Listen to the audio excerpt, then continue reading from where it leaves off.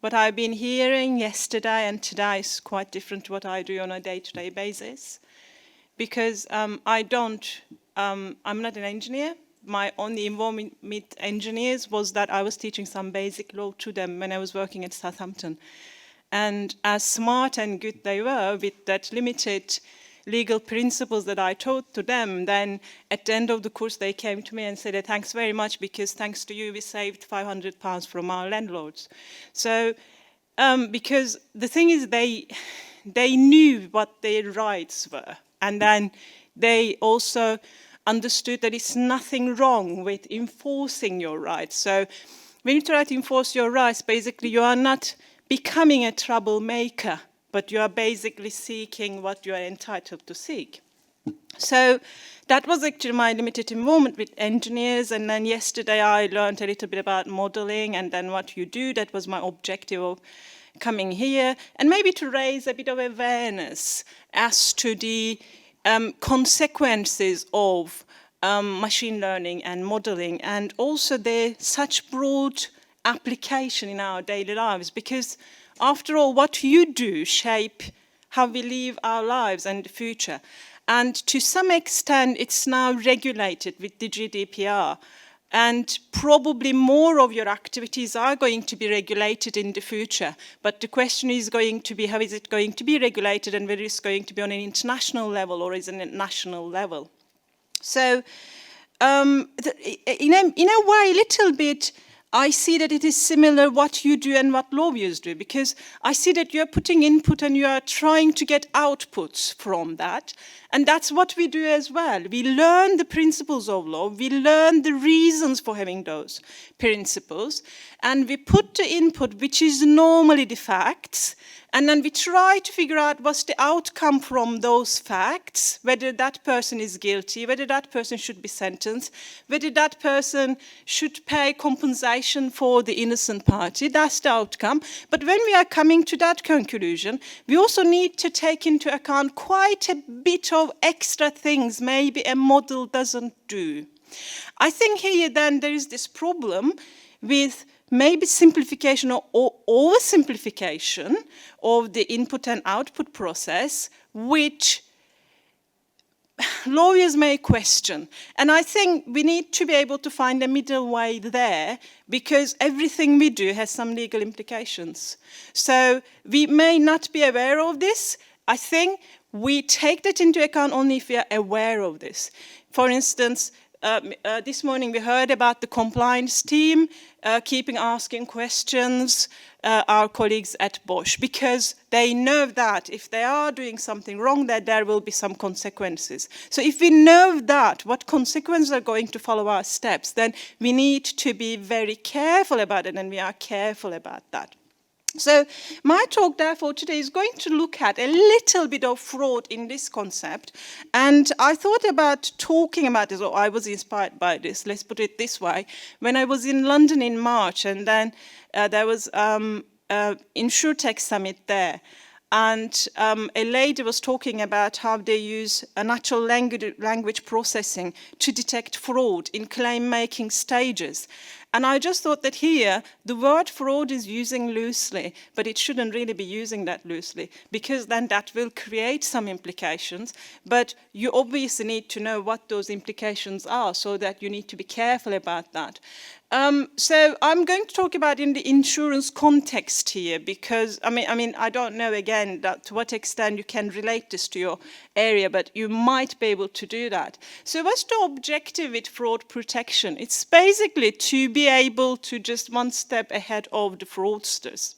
So how can you be one step ahead of them? You know it better than I do. So then you basically collect data, you figure out what sort of activities are fraudulent, and you try to detect them maybe in the future as fraudulent. But the thing is here, when I was sort of comparing what you do and then what lawyers do in terms of putting inputs and getting outputs, what we do is we obviously think about a number of maybe other things that the machine can't do, because we take into account individual characteristics of each case.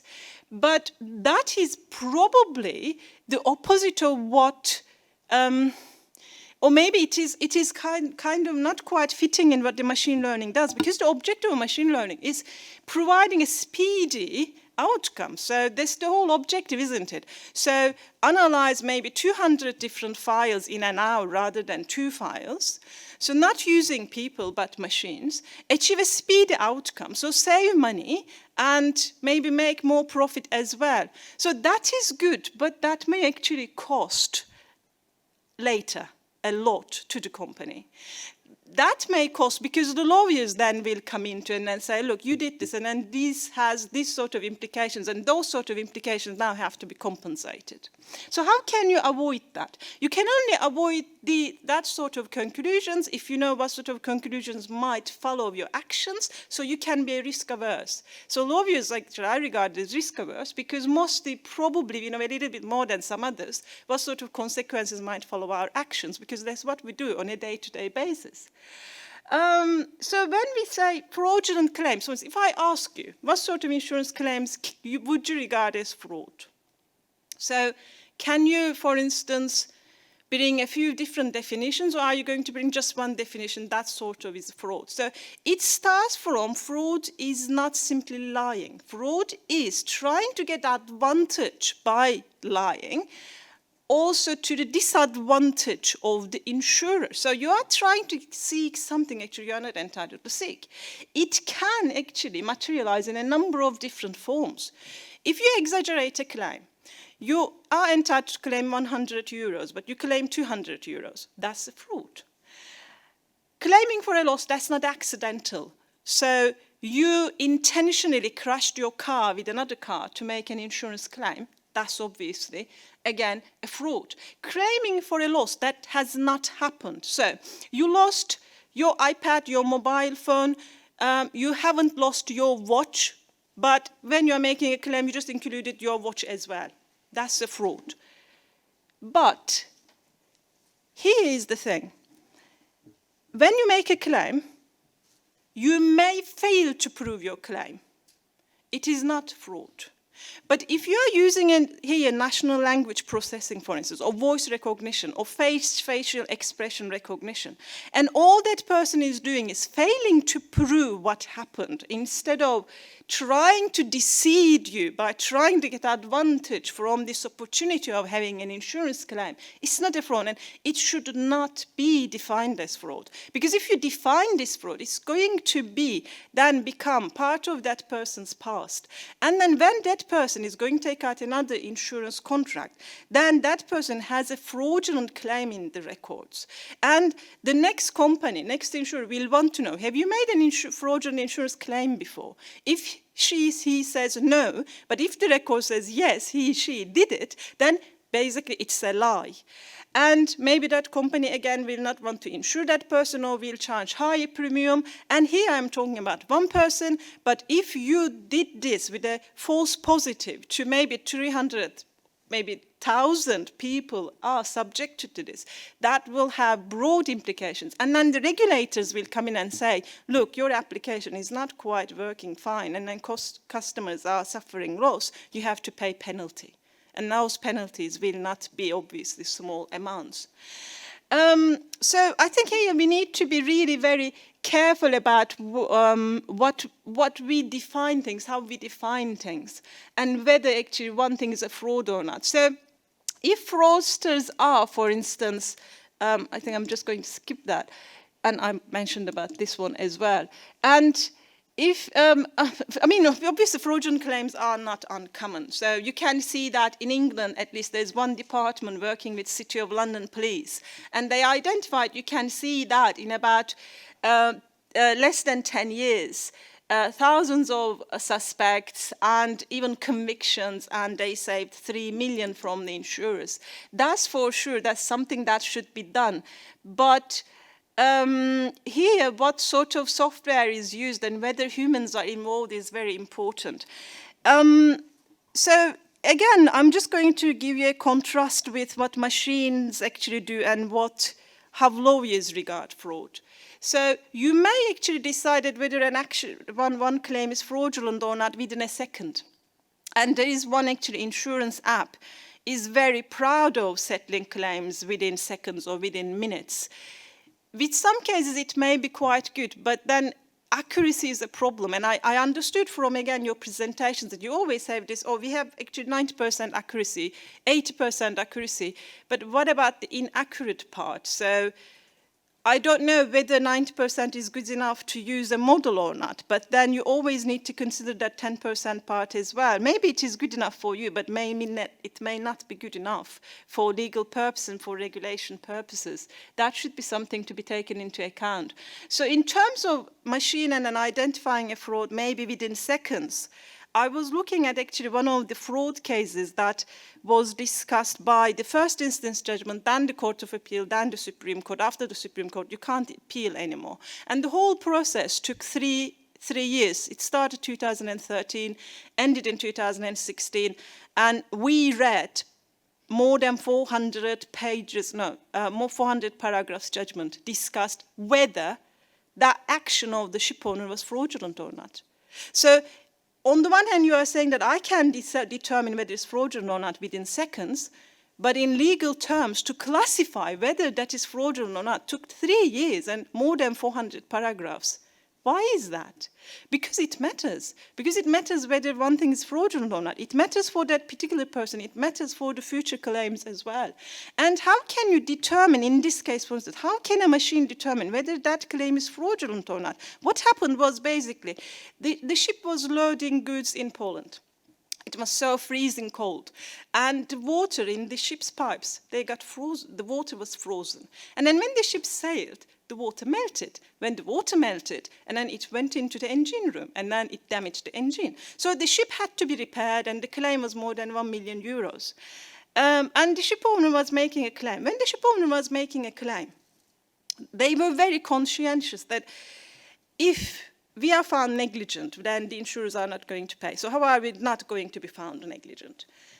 They made up a story. They just said the alarm went off, the crew ignored the alarm, so they didn't realize that there was actually water accumulation in the engine room. That didn't happen. There was no alarm, nothing. But everything else was true. This was true. True damage under the insurance contract, it is covered, but that was that made-up story small there. And the court discussed, for 3 years, 3 different courts discussed whether that small lie, if you like, or collateral lie, whether that made it fraudulent. What do you think? Do you think that it's a fraudulent claim? Is it the same as making a claim because you exaggerated it? Is it the same as making a claim because there's no accident? Is it the same as fraudulent claim when you claim something that you didn't lose? Or is it different because it's simply a small collateral lie? So the court said it's a collateral lie and it wasn't really fraud, basically. At the end, the ship owner won. But the first decision, the Court of Appeal decision, they said actually it's the fraud. So these things, as you see, are quite complex when it comes to legal matters and real life, because it has huge implications. What happens in the future if I tell a small lie? Is it going to make the fraudulent claim or not? So then we question this. And then this is going to be obviously be discussed in the future. I think it is going to be ultimately regulated. It's a matter of time. So as GDPR regulated. It wasn't regulated at the beginning. We were all talking about big data. Now we have the regulations, which obviously the companies are taking into account. So yesterday, I think this was talked a little bit about, and I can relate my talk to this, that there are obviously disadvantages, and then some of these disadvantages are, having less control and having false positives. I mentioned it a little bit, and then it is probably best. And I heard from the companies as well. They always actually refer to this to their human contacts anyway, if there is a fraudulent issue or not. One, if few final matters that when I'm finishing my talk, I want to mention is that I read a study ran by the Association of British Insurers, and then they interviewed 10 different insurance fraud convicts, and then they tried to understand why they did the insurance fraud and how actually could this be prevented. They were trying to investigate that, and they were small claims here, and one of them was about the lady there was a break-in and then lost all the Christmas presents for her kids, and then made a claim for that. And another claim was that a person claimed for Rolex watch, which actually he hadn't lost, but then he claimed as if he lost it. And there was another claim that a lady, did I include it there? Holiday insurance, yeah, from holiday insurance, more than what they lost. And then another person claimed more than what the injury actually affected her, because if you're obviously injured at work, then you can claim against your employer, and then insurance for employees' liability insurance. So lots of here fraudulent claims. They were fraudulent because either they were exaggerated or they were something that was not claimed. So what happened was, for instance, I'm not going to go through the details of all of it, but the Rolex watch one, for instance, the insurer detected that simply because when he was talking to the insurer, he said what happened, and he said, I was actually I was out with my dog and I lost my watch. And then when he put the phone down, he forgot to end the conversation, and he was telling his friend what actually happened, and the insurer heard the conversation and then discovered the fraud. And it is, again, not uncommon that neighbors sometimes phone the insurers, or someone that, and especially the neighbors or colleagues that you fell out with, they tend to call the insurers and tell them. I read a few cases about this, that there were claims for injuries. Actually, injuries were not as serious as claimed. The insurers paid the compensation, but then later either a colleague or neighbor getting upset by the insured person, and then they said actually they were lying, and then they got caught.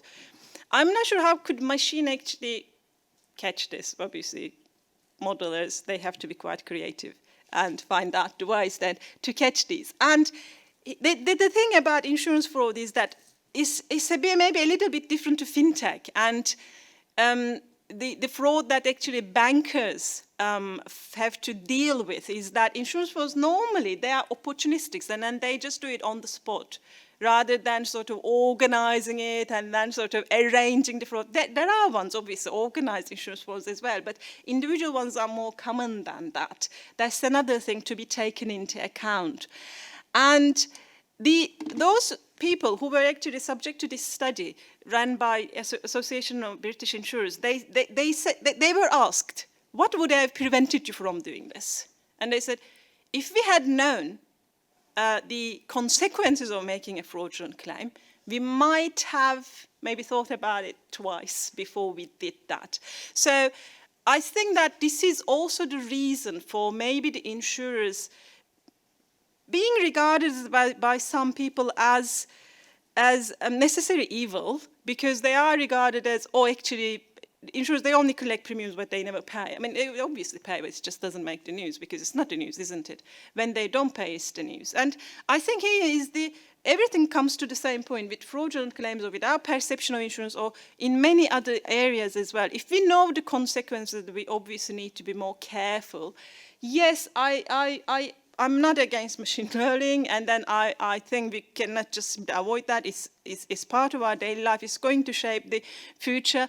But I think it is good to know for machine learners, trainers, as well as everybody, all of us, as much as possible, if we can be more aware of consequences of our actions. I think we need to be more risk averse, and then in which case maybe we can prevent the chaotic outcomes or messy outcomes. Maybe we can prevent them from the beginning so that we can mitigate the damages or possible damages that may occur.